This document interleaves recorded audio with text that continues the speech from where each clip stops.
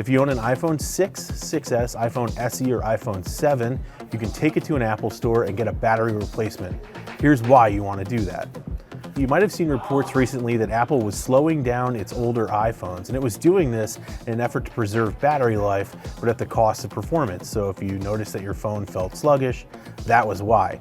As an answer to this, Apple has decided to cut the cost of the battery replacement program from $79 down to $29, and you should absolutely do it for a number of reasons.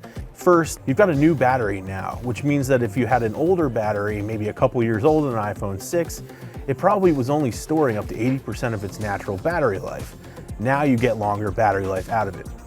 Second, Apple's no longer going to have to throttle your phone if it notices that the battery is brand new, which means that the performance is going to be a lot more similar to what you saw before. No matter if you've lost battery life or not, it'll restore the performance back to the levels that you had when you first bought the phone.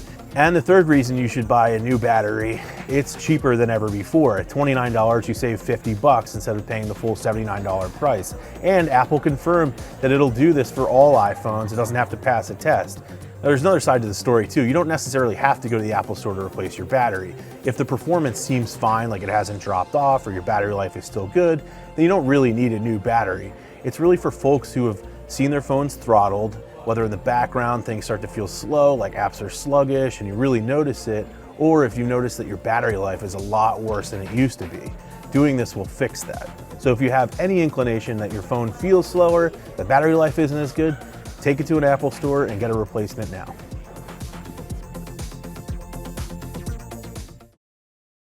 Hey there, thanks for checking out CNBC on YouTube. Be sure to subscribe to stay up to date on all of the day's biggest stories. You can also click on any of the videos around me to watch the latest from CNBC.